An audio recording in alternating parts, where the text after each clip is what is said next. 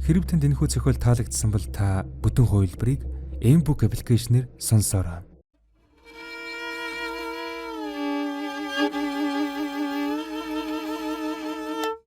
Аудио үзүүлж байна.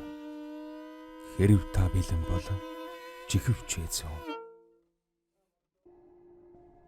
Төгсгөлийн 12 дугаар хэсэг. Наран нэгэнд жаргаж тэр уулын цаагуур ахиж мандахгүй юм шиг л алга болсон цаг дор сэрүүн салхи нэмгэн хөрний хормойг нь дэрвэлзүүлнэ. Ингэр зөрүүлэн хомч элгийн төврийн алхах баясгалангийн хөл торох шороод шулуу харагдахгүй болоод ирэх үесэд залуу харанхуй дунд баримжаалан алгасаар хашааны захад ирэв. Хэдий цун чиглэлийн хизээ мэдгүй асгах гэж байгаа аадрын өмнөх ширүүн салхинд хөл алдан гიშгэлсээр сая нэг юм хүний хөлөөс тасрав. Цаг талигаад өгч. Үүнийг ч мэдлгүй, хаана ирсэн ээж мэдэхгүй, хаашаа явж байгаагаа ч ойлгохгүй явсаар сая нэг хогийн цэгийг өнгөрөөхөд зүлэг нь зулгарч налсан хоосон талд ирлээ.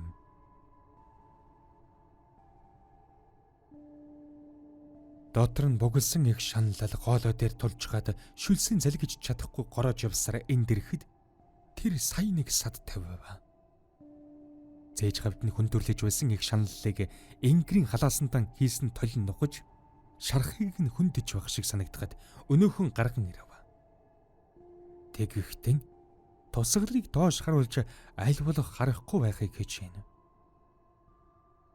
Сарны цагаанд яаж үзэгдэхгүй балар харанхуйд охиныхон төлөө харамсан гашуудж эхнэрийнхэн араас зовинсан сэтгэлээр мэлэмрэн байж гард хамгийн төрөнд татгсан чулуугаар өнөх гайд толиг юу ч болтол балбаж гарлаа.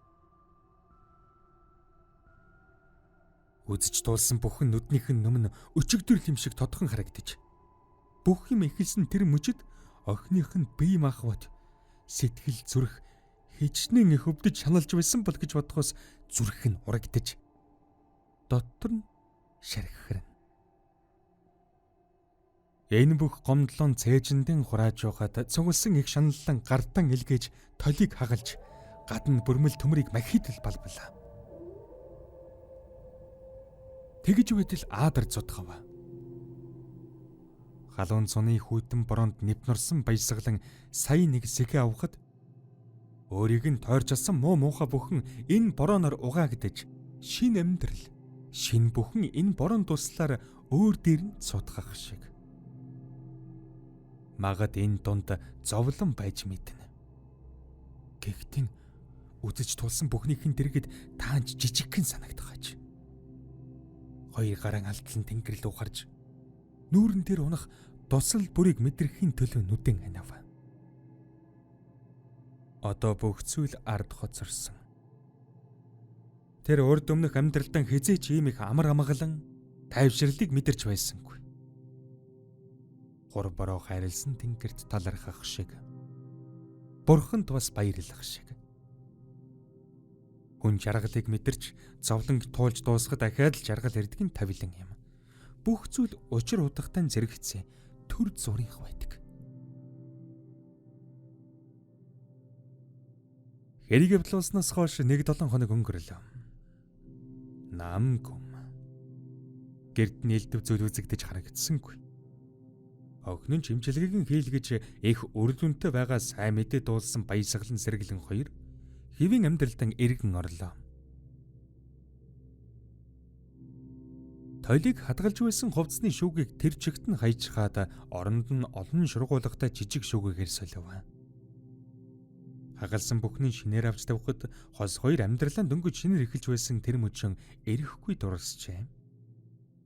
Аав ээжийнхээс авсан цөөхөн хідэн тавилгаан тавьчихад хоймортон зэрэгцэж суухад сэргэлэнгийн дотор нэгэн зүрх цохилсон байлаа. Энэ бол Мишель байж.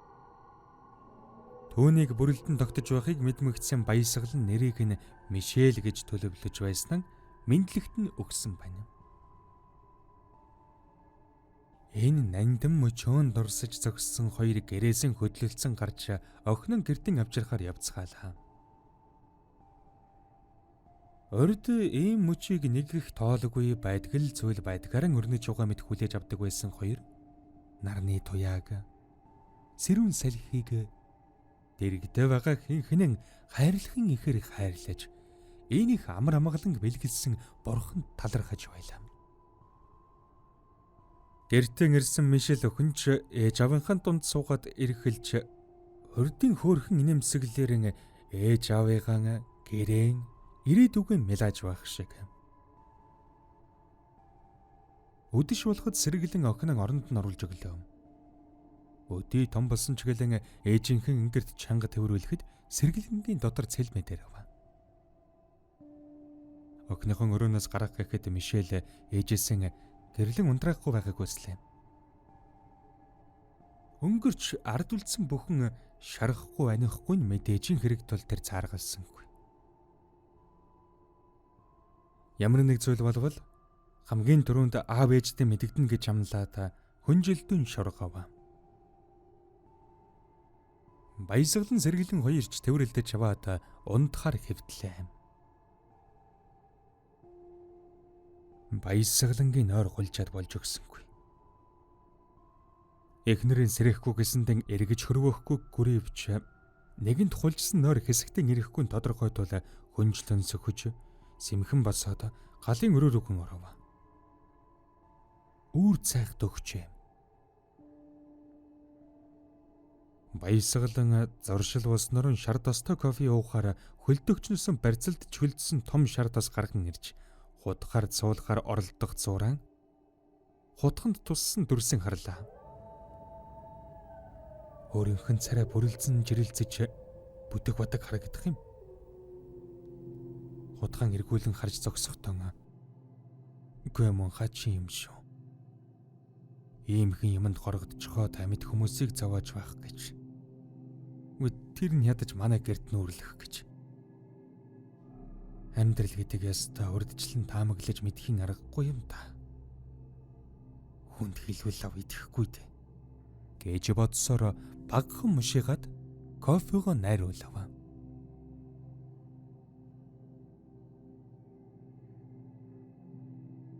Ээж нь өрөөнөөс нь гарахад Мишель хүнчлэн толгой дээгүүрээ нэмэрч чаваад орон дэрэн босоод суужглаа. Гэрэлтэй өрөөнд ийш тийш гарч суухад амьсгаантаа уцчих. Хизээ мэдгүй хаанэгтгээс гараад ирэх гэж байгаа тэр зүйлээс сүнсийн зайлтал айж байгаа гэдгийг нэлт. Хүнчлэн амандаа цуугаад уйлж үзэв. Дэрдсэнгүй. Хэдхэн алхмын зайтай хол санагдаж байсан тэр зүйл одоо дэрэгд нэрчгээд үс гизгээр нь оролдож нүд амруу нь хуруухан хийж даажигнах болсон. Болиулыг эдж болохгүй. Хийсвэр зүйлээс ингэтэл айж угаач өөртөө ч итгэхгүй. Эмчтэн ээж авдан бүх зүйл хэвэн мэд ойлгуулж итгүүлж чадсан нь тэдний төлөө хийсэн сүүлийн сайн зүйл байсан гэж өөрөн урдан итгүүлэхтэн нүдэн анилаа. Төдөлгүй цонх тогшов. Өндөр давхар дээр цонхны цаана харанхуй шөнөөр лав амьд хүн байхгүй нь мэдээж. Харин цонхны шилний гадна талаас хүнхгэр саарал нүрээ наасан хачин муухай үзээрийн амьтан эргэлцсэн алаг нүдэрийн Мишелийг хайж байгаа нь тодорхой. Орон дээрийн суугаад айсантан дагдсан чичирч байгаа охиныг олж харамгцсан. Хоёр чавчнаас цус сэврүүлэн баяж араа шүтэн ард зайлхан инээлээ. Тэр хэдий амьсгалж байгаа мэд харагдавч цонх цантахгүй юм. Мишель түүнийг олж харамгцсан тэр дорон гацаж гараад гүймэр байвч ижи аавынхаа сэтгэлийг бодон байхад зүүн чихэнд нэ. Би чиний хүслийг биелүүлсэн. Харин одоо чи миний нүүрэнд нь тулаад ирсэн тэр зөвхий царайг Мишель танина. Энэ царай тэр үед авралын очмод харагдаж, найдаж итгэсээр бүхнэн ярьж, түүнээс тусламж гуйхтан зовлон шаналлтан шатаж, дотор нь өшөө хонцон шатаж байсан үе.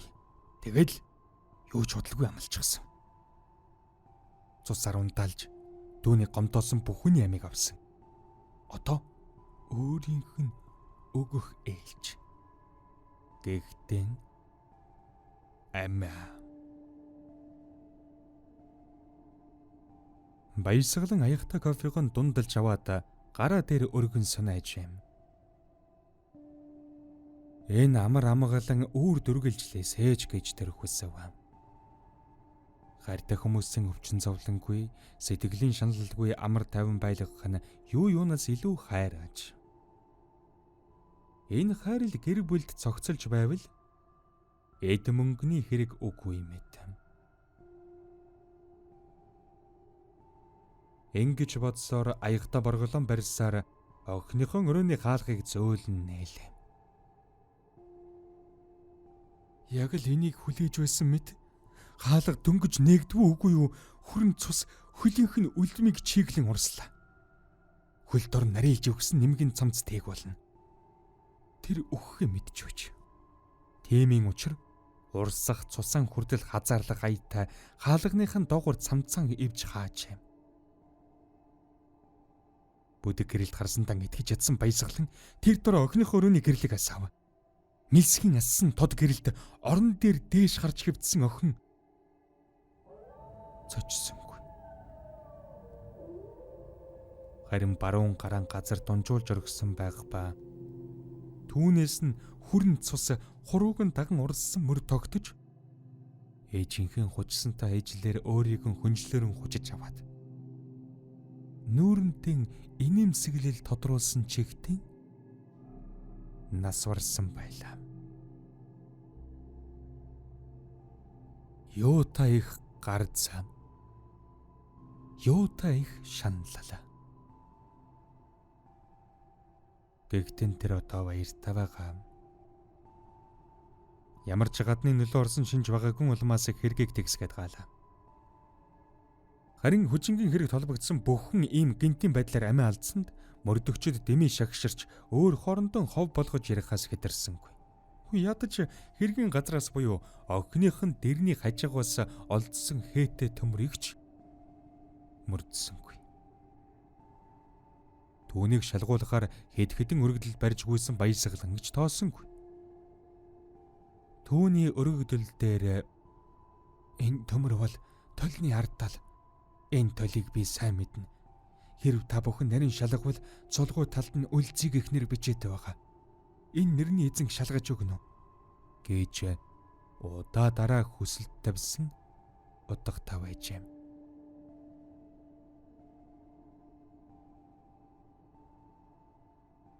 Төгсөв. Зохиолыг бичсэн Хайтан, дуу оруулсан Б. Оргил уулд. Хэрв танд энэхүү зохиол таалагдсан бол та бүтэн хувилбарыг M-Book аппликейшнээр сонсоорой.